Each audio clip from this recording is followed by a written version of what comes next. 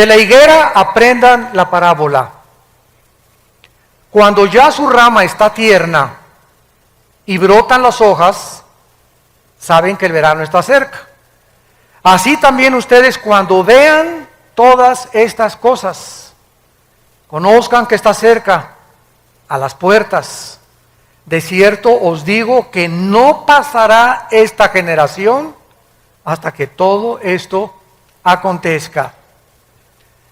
Cristo anteriormente, en el capítulo 24, había enfrentado a los discípulos que estaban inquietos por saber, como nosotros también, como la curiosidad nata del ser humano, cuándo iban a cumplirse las profecías de los últimos tiempos. Le hicieron 3 preguntas en Mateo 24:3. Dinos cuándo serán estas cosas. La primera pregunta. La segunda, ¿qué señal? Danos una señal. Jesús, bueno, aunque no quieras darnos el día ni la hora, danos una señal. Una señal es algo que apunta hacia algo. Danos una señal, algo que nos pueda decir, pues nos encontramos ya, ¿verdad?, verdaderamente en los últimos tiempos. Y en tercer lugar, danos una señal del fin del mundo.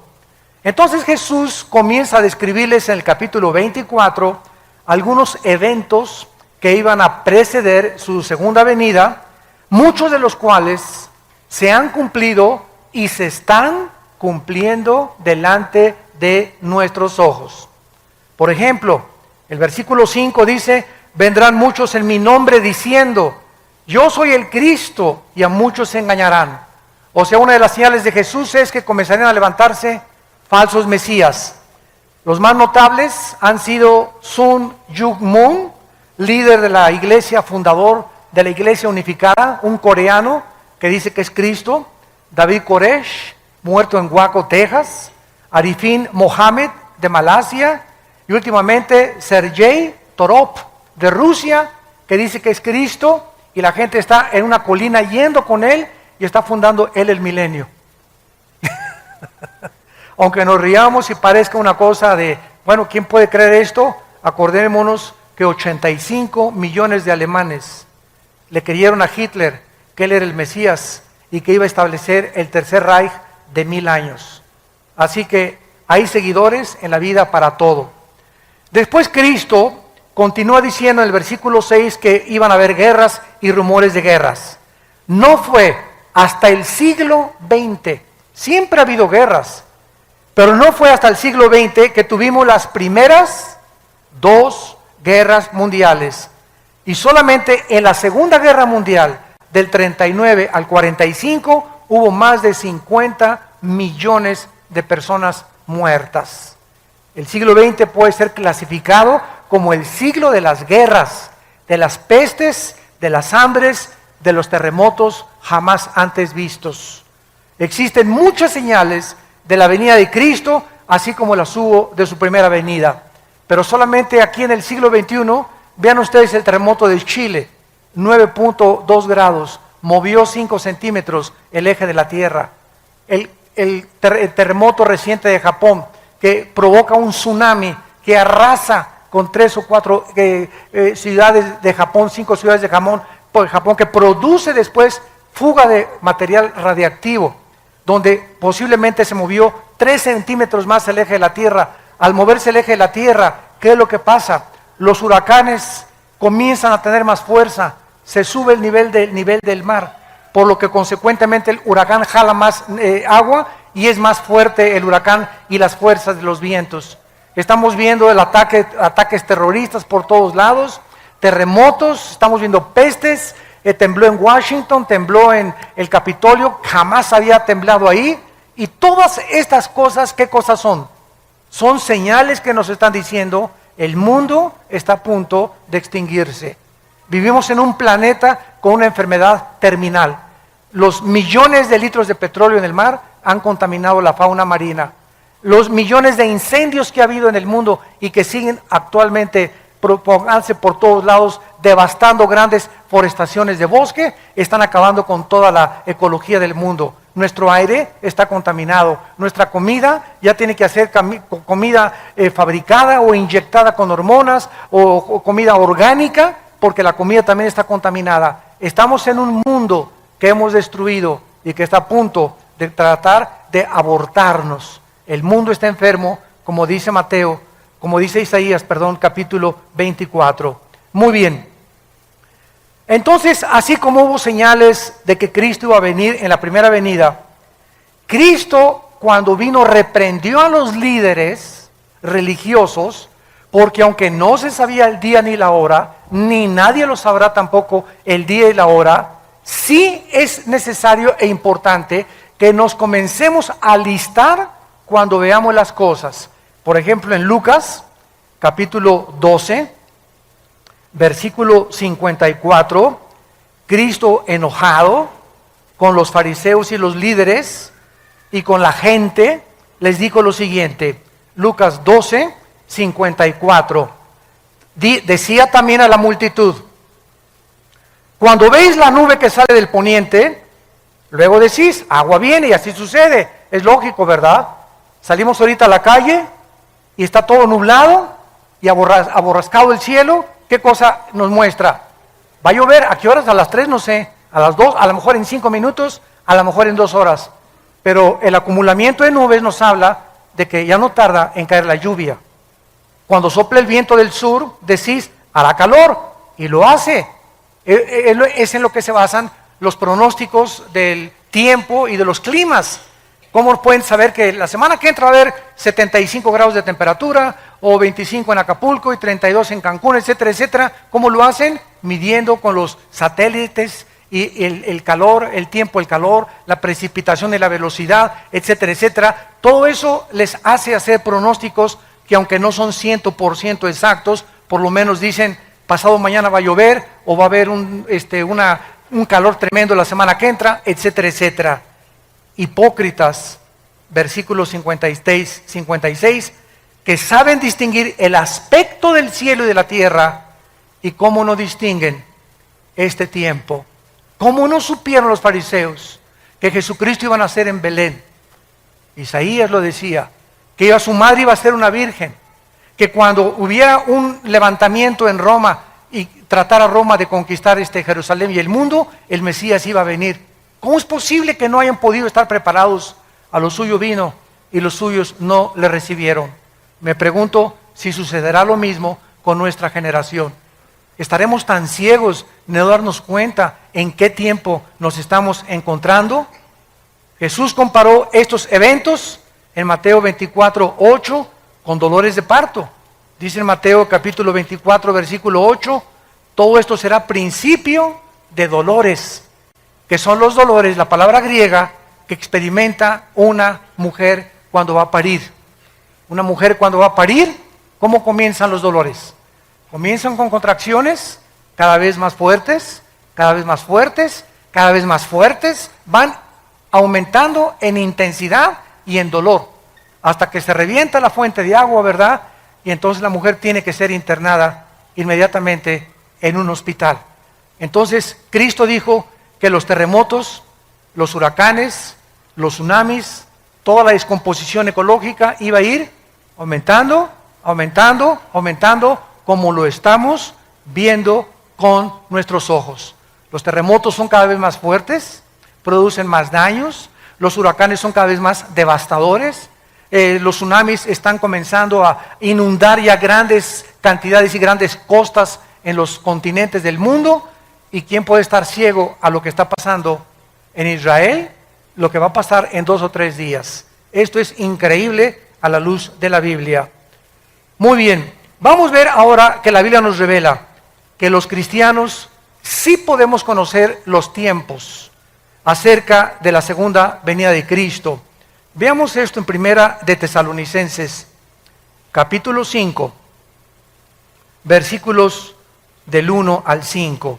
Primera de Tesalonicenses, capítulo 5, los primeros 5 versículos. Y dice el apóstol Pablo, acerca de los cronos, se tradujo tiempos, o sea, el tiempo cronológico. Y acerca de las ocasiones, ponlo en tu Biblia ahí, kairos, o sea, tiempos específicos. Una cosa es cronológicos, otra cosa es específicos. o sea, acerca de la cronología de los tiempos y el tiempo específico de algún evento, no tiene necesidad, hermanos, de que yo les escriba. Porque vosotros sabéis perfectamente. Debemos los cristianos tener este conocimiento, que el día del Señor vendrá como ladrón, que cuando digan paz y seguridad, no es hasta que haya un tratado de paz en el mundo, donde se diga algún dictador, ya basta de guerras entre árabes y judíos, ya basta de problemas en el mundo, como lo hizo Hitler en 1932 al 34. Alemania estaba azotada por el comunismo, se formó el Partido Nacional Socialista, no había trabajo, el orgullo alemán estaba hasta los suelos después de que perdieron la Primera Guerra Mundial, era una población, un grupo humillado ante el mundo, y llega una voz del Führer, de Hitler: yo saco a Alemania, comienza a darle el empleo a todos, fabrica, producen la Porsche, se produce el carro Volkswagen, que Hitler dijo: le voy a dar un premio al mejor diseñador de autos que me haga un carro para el pueblo. La palabra Volks significa pueblo en alemán, Wagen en alemán significa pueblo. Entonces Volkswagen significa el carro del pueblo. Y pues hasta el momento, ¿verdad?, ha sido un carro increíble desde la Segunda Guerra Mundial.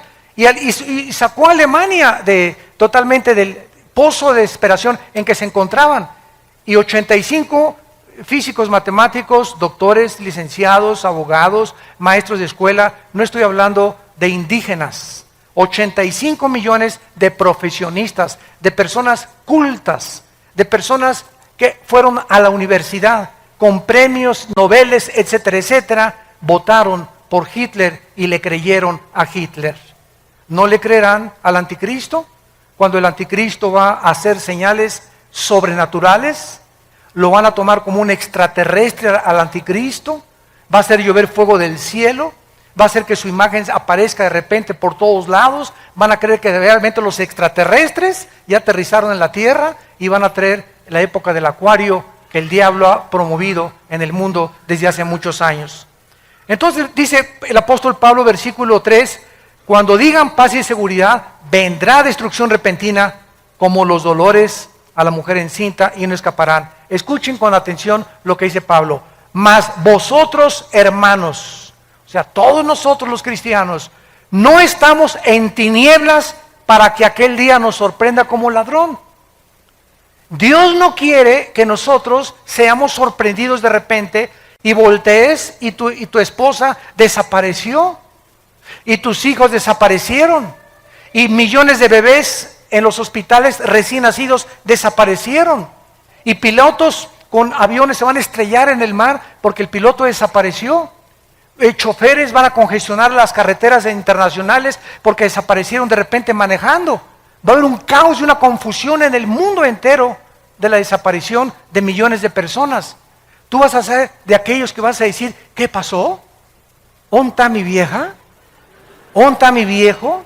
¿Dónde están mis hijos? No, ¿verdad? Dios no quiere que nosotros seamos como ladrón. Vendrá a los incrédulos, pero no a nosotros. Métete eso en tu cabecita. Ustedes no están en tinieblas para que aquel día los sorprenda como ladrón, porque ustedes son hijos de la luz. Somos hijos del día. Dios quiere que tengamos luz, que sepamos en qué tiempo nos encontramos.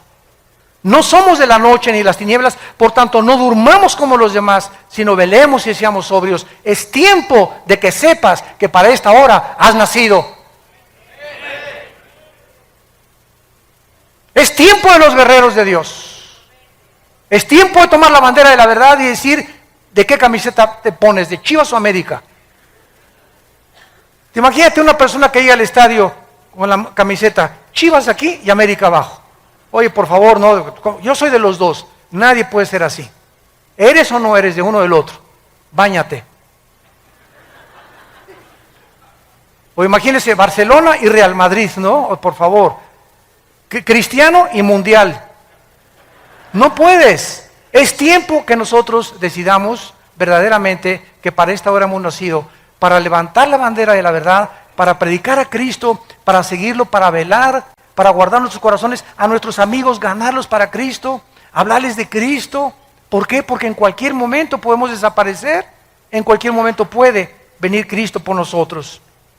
Muy bien, todo lo dicho anteriormente fue en respuesta a la pregunta, ¿qué señal habrá de tu venida y del fin del siglo? Sin embargo, vamos otra vez a Mateo 24,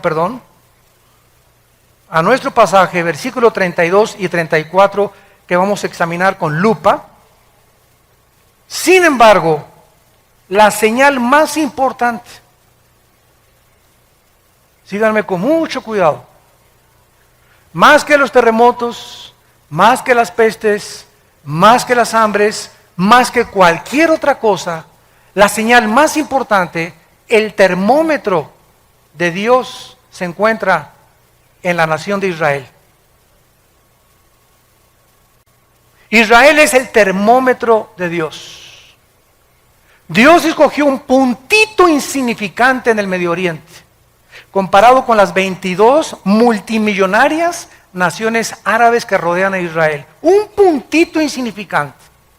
Los judíos no son mejores que los mexicanos, ni que los árabes, ni que los palestinos, ni que los rusos. Dios en su soberanía escogió solamente un punto geográfico para que ahí se centraran las principales profecías de la historia. Para que de ese punto geográfico saliera la Biblia. Para que de ese puntito geográfico naciera el Mesías, el Hijo de Dios. Y si hubiera escogido México, los ingleses hubieran dicho, ¿y por qué no nosotros? Y si hubieran escogido a Francia, ¿y por qué no los alemanes? La cuestión es que a Dios le dio la gana, no te iba a preguntar a ti ni a mí, a escoger un punto geográfico y una nación, y Él escogió Israel. ¿Y quién va a contradecir a Dios? ¿Por qué escogiste a Israel?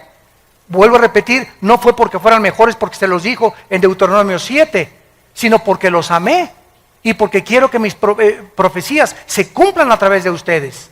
Entonces Dios escoge a Israel y desde 1948, 14 de mayo de 1948, el Estado libre, independiente y soberano de Israel, ante los ojos estupefactos del mundo entero, se constituye como una nación en un día. Cumpliendo la profecía de Isaías 66, ¿podrá nacer una nación en un día? Pues ha sido Israel la única de la historia. Este es importante porque tenemos que preguntar dos preguntas para contestar nuestro pasaje. Número uno, ¿quién representa la higuera? Porque dice el pasaje, Mateo 24:32, de la higuera aprendan la parábola. Cuando su rama está tierna y brotan las hojas, sepan que el verano está cerca. Y la segunda pregunta que tenemos que contestar es, ¿cuánto tiempo involucra una generación? Si podemos descifrar estas dos claves, ¿quién es la higuera y cuántos años constituyen una generación a los ojos de Dios en la Biblia? Tenemos bastante información para darnos cuenta que nos encontramos en esa generación, que no pasará hasta que todo acontezca. Sigamos leyendo y sigamos estudiando. Vamos a ver en primer lugar en Oseas, en el Antiguo Testamento, que en el Antiguo Testamento la nación de Israel representa o está representada por dos árboles.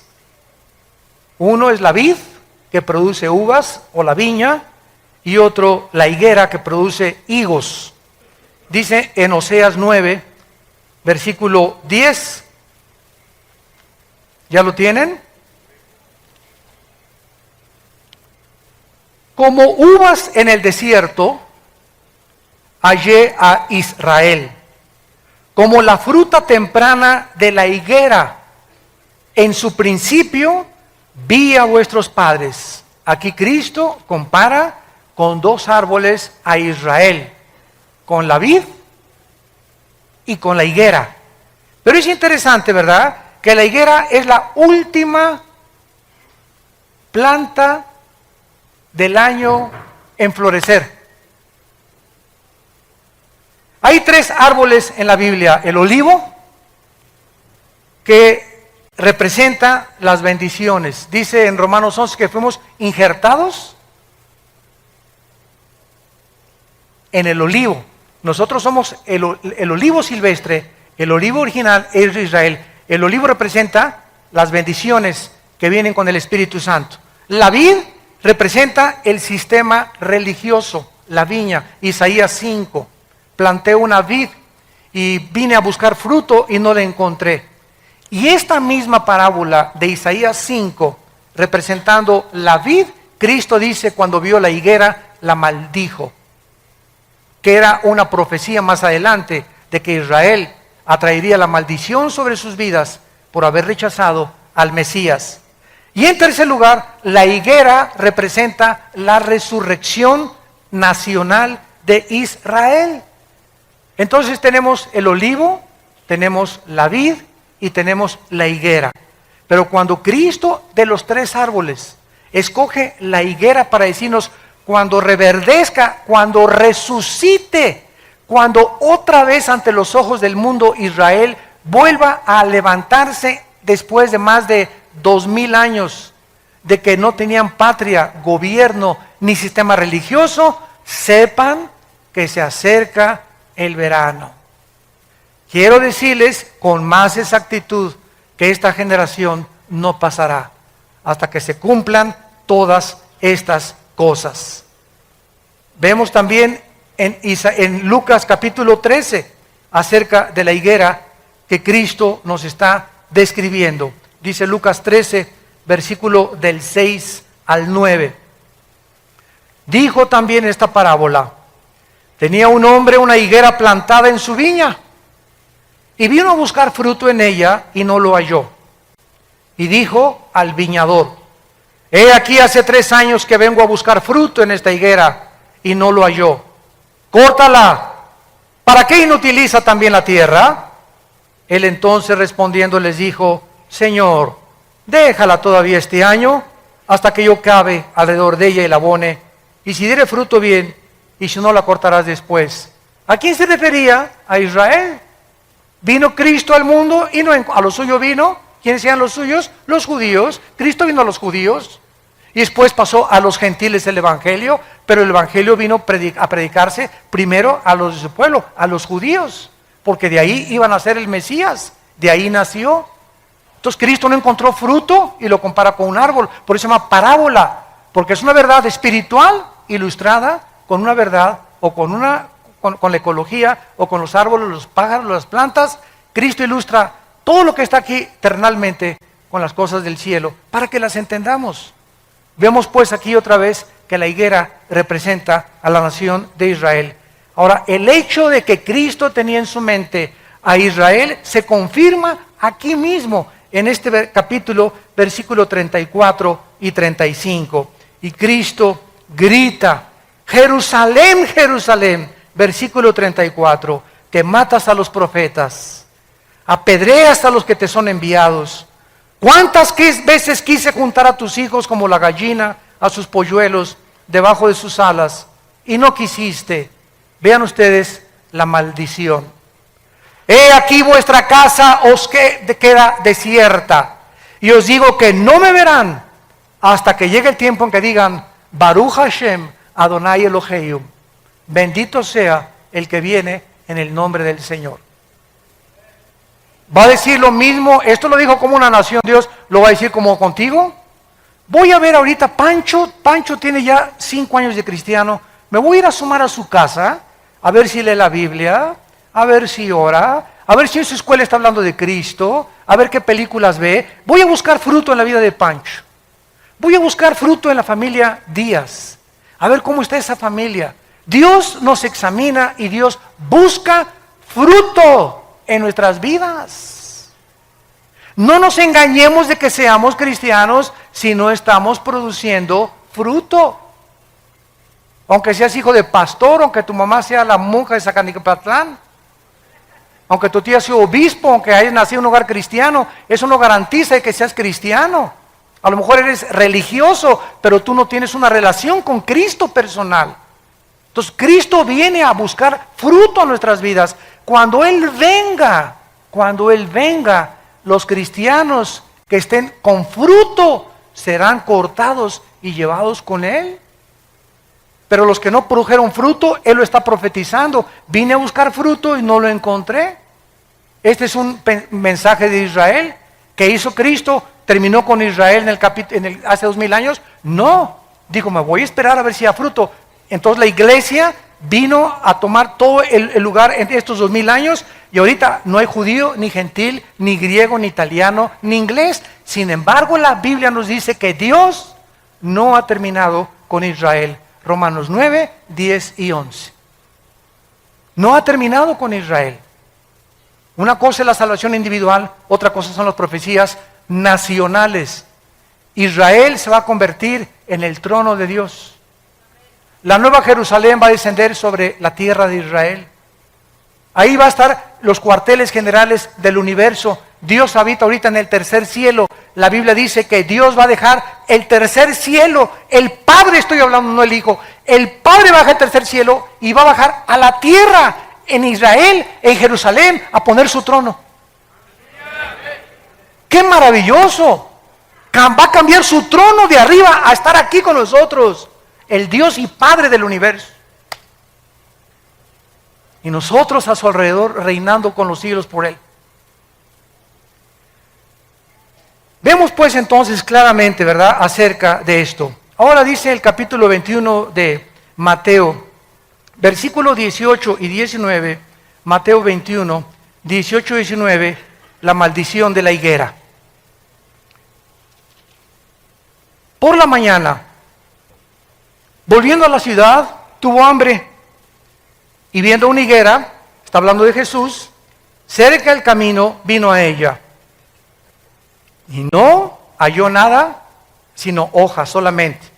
Y le dijo, nunca jamás nazca de ti fruto. Y luego se secó la higuera. Viendo los discípulos que se han maravillado, ¿cómo es que se secó enseguida la higuera? Bajo el Nuevo Testamento, para que entendamos este pasaje, los judíos tenían que presentarse 3 veces al año delante del Señor en la ciudad de Jerusalén. Jesús mismo vino a la ciudad de Jerusalén, vía Jericó, porque era el camino que siempre tomaba Cristo para llegar a Jericó, y en varias ocasiones fue a Jerusalén Cristo para celebrar, ¿se acuerdan las bodas de Caná, los tabernáculos, el Yom Kippur? Lo vino a celebrar Cristo en Jerusalén. Uno de esos días en que Cristo iba a Jerusalén, se encontró con la higuera, que sin duda en los viajes anteriores la había visto. Pregunta, ¿por qué no la maldijo antes, verdad? Lo vamos a ver. Pero el día precisamente en que él maldijo la higuera fue el día de su entrada triunfal a Jerusalén, cuando observó que no tenía fruto. Al llegar a Jerusalén, fue recibido como el Mesías, Hosana, el que viene en el nombre de Jesús, por la mayor parte de la gente. En la tarde se dirige a Betania, a la casa de Marta, de María y de Lázaro, a pasar la noche, porque venía camino a Jericó, y al regresar al día siguiente a Jerusalén, fue cuando él se detiene y maldice la higuera. Ya vimos que la higuera representa, sin ningún lugar a dudas, a Israel. Y esta acción de maldecir la higuera, porque no tenía fruto, vemos realmente que es una señal profética de que tampoco había encontrado fruto en la nación de Israel. Y cuando a Cristo lo crucifican, y cuando Pilato le dice a la gente, ¿a quién quieren escoger? Suelta a Barrabás, crucifícale. Pilato les dijo, la sangre sea sobre sus cabezas. Y el pueblo de Israel dijo estas palabras, que la sangre del Mesías sea sobre nosotros. Y en 2000 años no ha habido un grupo étnico como Israel expulsado de la mayor parte de las naciones. Simplemente el holocausto en 1943, 44, 45 de Hitler, donde más de 6 millones de judíos fueron matados de hambre y en las cámaras de los gases, como los han odiado, como ahorita estamos en el siglo XXI el mundo los odia, los árabes no los quieren aceptar. Ahorita hay 120 naciones, de las 200 naciones que tenemos en el globo terráqueo, 120 están votando contra el Estado de Israel. La única nación que lo ha defendido ha sido Estados Unidos. ¿Por qué Estados Unidos desde la Segunda Guerra Mundial? Señores sociólogos, historiadores, comunistas y ateos que nos visitan y que nos ven por la televisión, pregúntate por qué Estados Unidos ha sido bendecido. ¿Por qué le tienes tanta envidia a Estados Unidos? El mejor país vestido, donde mejores empleos ha habido, donde a la gente se le reconoce lo que sabe, con el mejor ejército, el mejor sistema político que hay ahorita en el mundo, donde más o menos hay justicia mejor que en otros países.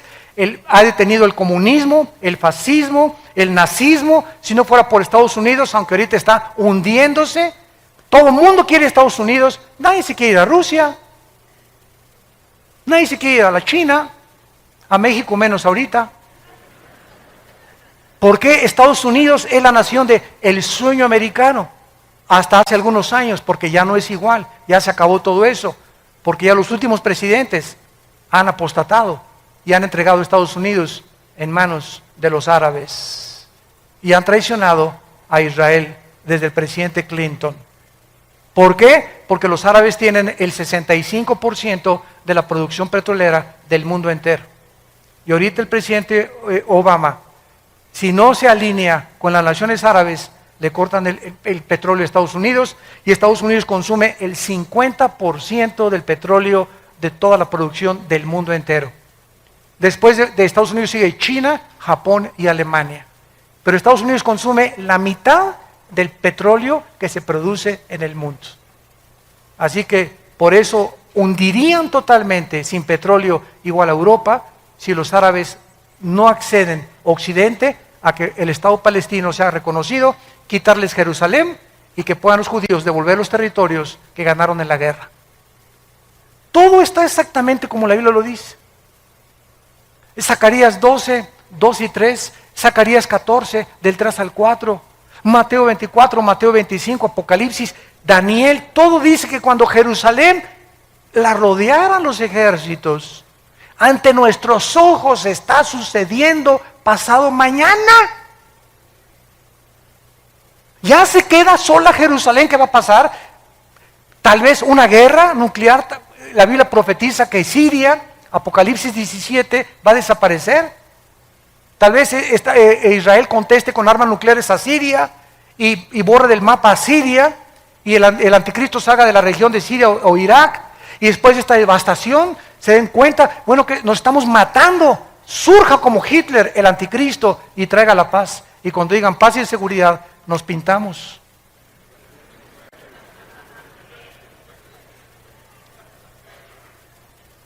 Todo está sucediendo exactamente como la Biblia lo determinó. Dios, yo soy Dios, Isaías 44, que pongo en orden desde el principio lo que ha de acontecer. Nadie más que Dios podía habernos puesto cronológicamente la caída de los imperios, el transcurrir de la historia, cómo iban a acontecer, cómo sería la última generación, lo que iba a pasar. Todo lo que dice Apocalipsis está sucediendo. En el 2012, el año que entra, ¿qué están esperando? Que se alineen los planetas. Que el satélite Alien, ahorita que dicen que es un planeta, cuando se alineó con el Sol, tembló en Chile. Cuando se alineó con el Sol, este planeta, tembló en Japón. Ahora esperan que en el 2012 se alinee otra vez con el Sol y tal vez vengan ahora sí radiaciones solares, ya no hay ozono que nos proteja y comienza el mundo a ser convulsionado, comienzan los tsunamis a inundar Hawái, Acapulco, Cancún, las costas, la costa mediterránea, Francia, etcétera, etcétera, desfalleciendo los hombres por las cosas que sucederán, confundida la gente por el bramido de las olas y del mar, por los terremotos y toda la gente buscando una luz, y nosotros somos en esta generación la luz. ¿Estás tú brillando en tu casa, en tu familia? ¿Estás tú brillando en tu trabajo con tus amigos? ¿O sigues con el triunfo del amor? ¿Sigues viendo a Lady Gaga? ¿Por eso estás tan enchamucado como estás? ¿En qué mundo? Es que es el tiempo de nosotros. Hay un solo versículo en el Nuevo Testamento de David. Un solo versículo de David en Hechos. ¿Saben lo que dice la Biblia de David? El Espíritu Santo, ¿cómo resumió la vida de David? Dice en Hechos, y David sirvió a su generación. Es todo lo que se dice de David. ¿Cuál es ahorita es la generación de nosotros? Desde que tú naciste es tu generación. ¿Qué estás haciendo por tu generación? Los años así pasan. Y no te has decidido todavía a hablar de Jesús, a entregar tus bienes a Jesús, a seguir a Jesucristo, a hablar de Cristo, a santificar tu vida, a limpiar tu vida sexualmente. Esta maldición la hizo Cristo saliendo de la casa de Marta y de Lázaro y yendo más adelante. Con todos los antecedentes podemos ver claramente, ¿verdad?, que las señales que Jesús dio durante todo su sermón, el Monte de los Olivos, era para que aprendieran claramente que Israel estaba a punto de ser destruida. En el año 70, los romanos llegaron con el general Tito y no dejaron piedra sobre piedra. Cuando Cristo vivió, ¿saben cuál era el objeto de los fariseos? Construir edificios y templos. Y cuando le preguntaron a Cristo en Mateo 24 las señales, los judíos estaban, mira nomás qué iglesia totota, mega iglesia preciosa, cortinas persas, lámparas hawaianas, luces de Francia, tapetes persas, etcétera, etcétera. Y Cristo dijo, ustedes ahorita se gozan en edificios, yo les diré que no quedará piedra sobre piedra. Y cuando vino Roma y arrasó con Jerusalén, ¿dónde quedaron sus supuestos templos e iglesias hechos pedazos? ¿Quiénes sobrevivieron? Las almas de los hombres. ¿Y nuestra generación es diferente? No, nuestra generación es exactamente igual. Ahora estamos tratando de hacer megas construcciones de 20, 30 millones de dólares, cuando Dios no nos mandó a construir edificios, nos mandó a predicar el Evangelio de Jesucristo. Ya si Dios nos quiere regalar, y si alguien me dice, te regalo 15 millones de dólares para que hagas un edificio, una iglesia, gloria a Dios. Pero a la iglesia no la vamos a meter en drogas, ni a obligar, ni a presionar. Den y den y den y den. Les decimos, den para las misiones, para mandar misioneros, para sostener más pastores. Nunca hemos pedido para la construcción. Y hasta ahorita Vida Nueva para el Mundo no tiene, ni es dueña de ningún edificio en el mundo entero. No somos dueños de nada. Y así hemos sobrevivido y estamos en más de 70 naciones, sosteniendo a más de 15 misioneros y pastores en el mundo.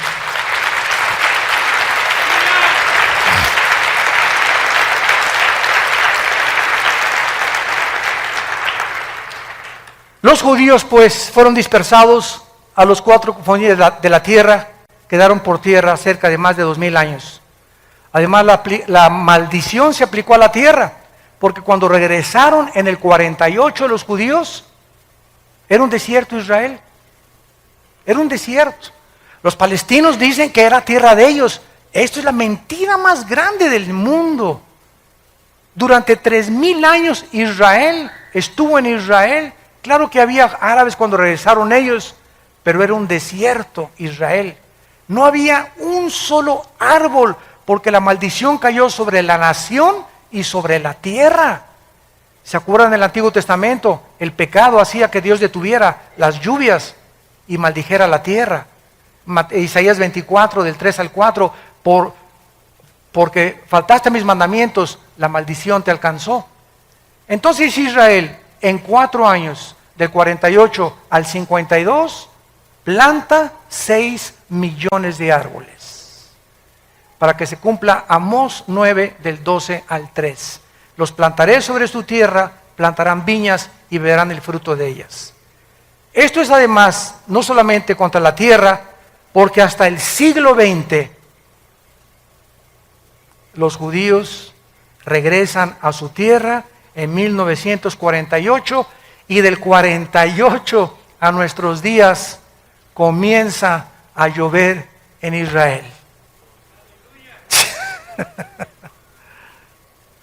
Comenzaron las lluvias de 1948 a nuestros días. De esta manera, después de tantos siglos, tanto como se profetizó, Israel se convierte en el 48 Entonces ahora podemos saber que el año 48 es el patrón con el cual podemos medir una generación.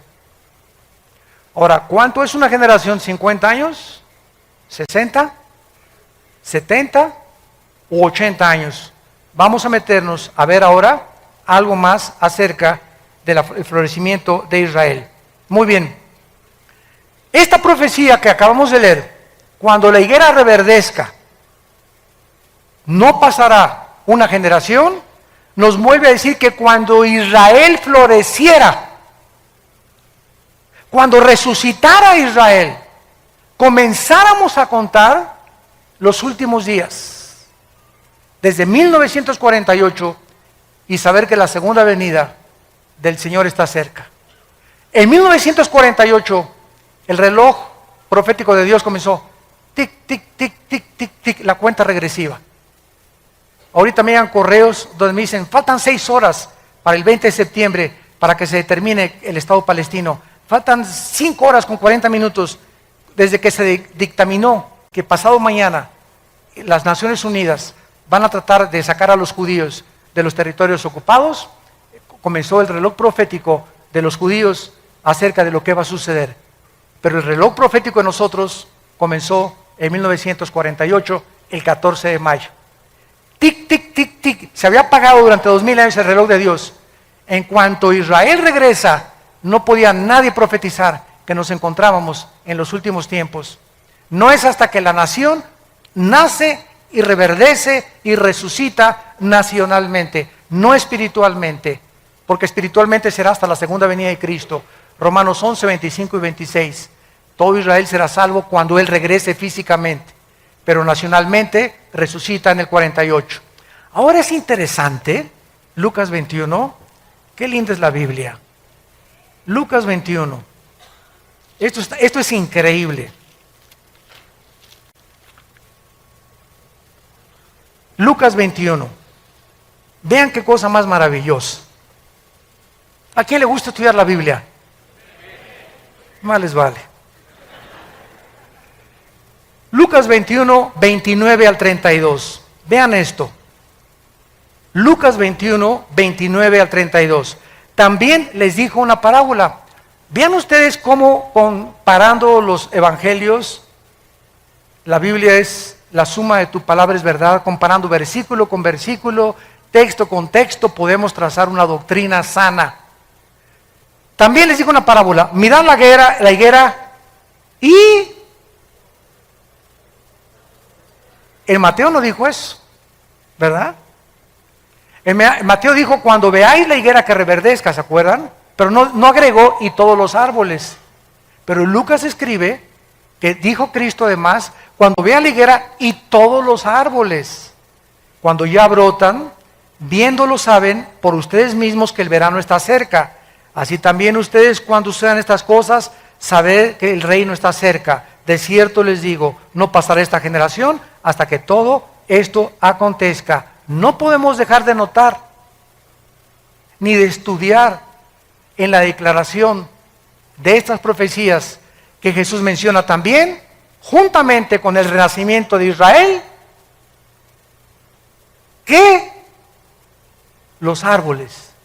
Tenemos ya otra pieza del rompecabezas. Los árboles, tenemos que saber qué significan o representan los árboles, porque lo que no dice Mateo, lo dice Lucas. En la misma Biblia vamos a encontrar esta interpretación. Si Israel representa la higuera, entonces debemos esperar que los árboles representen naciones. ¿No es verdad? Veamos esta verdad. Jueces, capítulo 9 en el Antiguo Testamento. Libro de Jueces. Está después de Josué para que no andes por Apocalipsis. Dice en Jueces 9, versículo 7 en adelante, aquí encontramos a Jotam, un hijo de Gedeón. Y este muchacho habían matado a todos sus hermanos, y entonces se dirige a una banda de terroristas que se llamaban los de Siquem. 70 hermanos o hijos de Gedeón habían asesinado. porque todos querían ocupar el trono, era la lucha por el poder, y Abimelech quería sentarse en el trono. Entonces, este muchacho les cuenta una historia, una parábola, y vean ustedes qué usa para representar los gobiernos o las naciones. Dice el versículo 7, cuando le dijeron a Jotam, se puso en el monte de Gerizim, alzando su voz clamó y les dijo, óigame varones, y así fue oída, así os oiga Dios. Fueron una vez los árboles a elegir rey, y dijeron al olivo, reina sobre nosotros. Aquí se usa a los árboles como personas para nombrar a un rey, y el olivo representa un árbol que querían poner como un gobernante. El olivo dijo, no puedo dejarme aceite, versículo 10, le dijeron a la higuera, anda, tú reina sobre nosotros.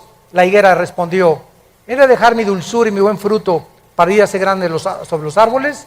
Versículo 12, y los fueron con la vid, reina con nosotros. Total que fueron con 3 árboles, la higuera, la vid y el olivo.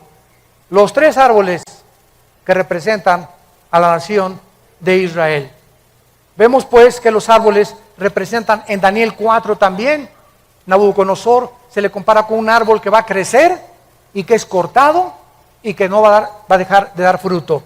Con estos ejemplos podemos ver algo extraordinario a la luz de la historia que nos puede ya comprobar realmente qué significan los árboles. Una vez que vemos que los árboles representan personas, gobernantes o naciones, ¿a qué naciones? Si los árboles se representan naciones, ¿a qué naciones se refería Jesús que iban a reverdecer juntamente con Israel? Qué asombroso es esto. Las naciones cercanas a Israel iban a florecer cuando Israel floreciera. De manera asombrosa, descubrimos que las naciones que tienen su frontera con Israel se independizaron exactamente dentro de los 5 años del renacimiento de Israel. El Líbano, Jordania, Siria y Egipto obtuvieron su independencia entre 1943 y el 52.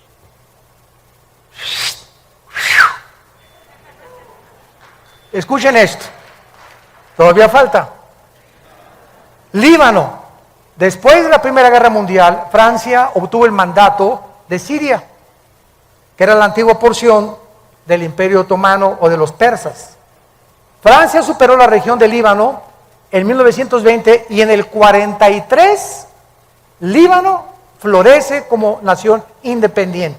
Jordania, después de la Primera Guerra Mundial, la disolución del Imperio Otomano, Inglaterra recibe el mandato de gobernar la mayoría del Medio Oriente. La Gran Bretaña separa la región autónoma de Transjordania en 1920 y Jordania se independiza en 1946 y adopta el nombre de Jordania hasta 1950. Siria administra esta región Francia después de la guerra y Siria se independiza en el 46 también, exactamente cuando se independizó Jordania. Egipto obtiene su independencia y soberanía con el derrocamiento de la monarquía británica en 1952. Estas naciones, al igual que Israel, no existían independientes hasta después de 1943. Y esto fue simplemente eran parte del Imperio Otomano, parte del Imperio Británico o colonias de Francia. Su nacimiento alrededor de Israel en el 48 nos muestra de manera asombrosa que eran las naciones a las cuales Cristo profetizó, que no es coincidencia que en ese tiempo de 5 años se independizaron todas las naciones que tienen su frontera con Israel. ¿Es la Biblia la palabra de Dios? ¿No es maravilloso que nosotros podamos saber claramente todo lo que está pasando en el mundo? Y terminamos con la generación. La higuera es Israel, las naciones, las que tienen su frontera con Israel, que se independizaron. Ahora tratemos de ver cuánto es una generación a la luz de la Biblia. La palabra generación, dor, en el hebreo, se tradujo al griego genea, de donde viene la palabra genealogía, de donde viene la palabra genes, nuestros genes también vienen de ahí. Y esta palabra significa una época o una generación de personas o un periodo particular de vida desde el nacimiento hasta que morimos. Vean ustedes el Salmo 78, versículo 8. Salmo 78, versículo 8. Y no sean como sus padres, generación contumaz y rebelde, generación que no dispuso su corazón, ni fue fiel para con Dios su espíritu. Israel nació el 80% de la gente de Egipto cuando tenían 40 años. Más 40 en el desierto. 80 años. Muy bien. ¿Son 80 años una generación realmente? Bueno, vamos a ver que si representa a un grupo de gente que nace y muere dentro del mismo periodo de tiempo, se le llama una generación. Salmo 90, versículo 10, nos saca de dudas.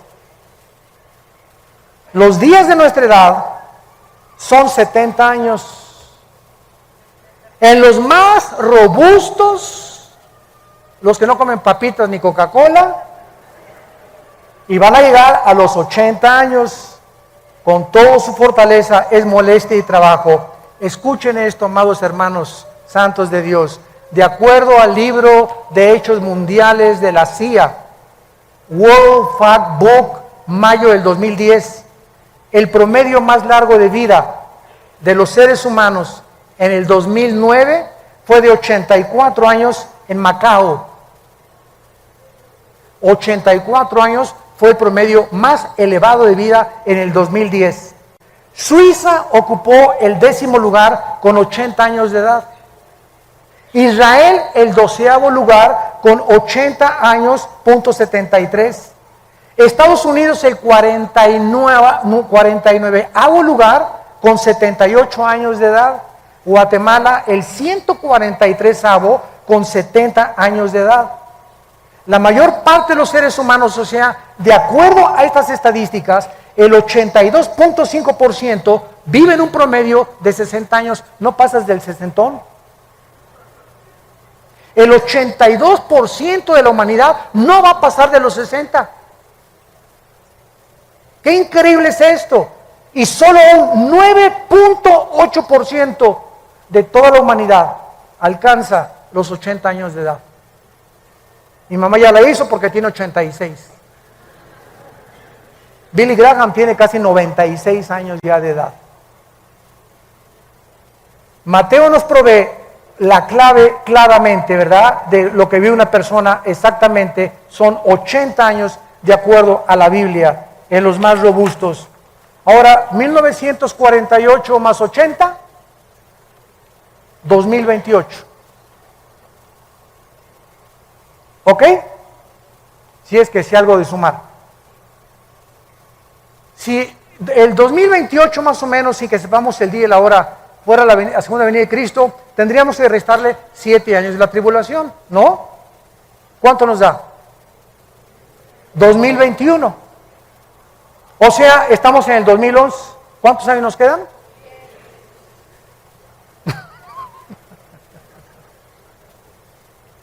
Aquí no podemos de ninguna manera ser dogmáticos. Y eso no contradice lo que Jesús dijo, el día y la hora nadie la sabrá, pero sí los tiempos. Yo no sé si será el rapto en el 2002 o en el 15. Yo siempre he dicho que no pasábamos del 15, según cálculos, y que nos libre Dios de poner una fecha, porque seríamos falsos profetas. Pero los tiempos aproximados son posiblemente antes del 2028. Si la generación de los 80 años se cumple de acuerdo a la Biblia. Pues en el 20, en el 19, en el 16, en el 23, por favor no digan, el hermano Disney dijo. Me meten en problemas. Que quede bien claro lo que estamos diciendo. Y sabe una cosa, que cuando yo leí esto, se me estremeció la piel. Le dije, Señor, ¿realmente nos estás diciendo que nos quedan 10 años, 12 años más de vida tal vez? ¿Será posible esto? Y bueno, lo vamos a ir viendo con lo que siga pasando el año que entra, etcétera, etcétera.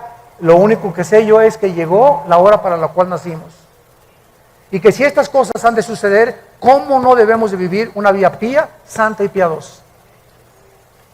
Entregándonos cada vez más al Señor, buscando más su voluntad y dejándonos ya de vanidades ilusorias. Y entendamos para qué nacimos. Y sepamos que lo que más le interesa a Dios es que lo conozcamos. Y que seamos guardados de la hora de la prueba. Lucas 21, para que seamos tenidos por dignos de las cosas que acontecerán en la tierra. ¿Estás tú listo para encontrarte con tu Dios? Gracias por tu palabra, Señor. Gracias por tu palabra, Señor, y por los tiempos que nos permites vivir. Donde estamos viendo que las nubes se están juntando de las catástrofes, de los holocaustos, de las tragedias en el mundo, de los fenómenos naturales, donde la naturaleza se ha vuelto contra nosotros.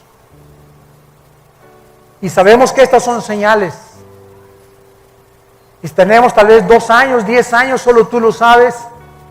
Lo único que sabemos es que ya el tiempo se ha acercado.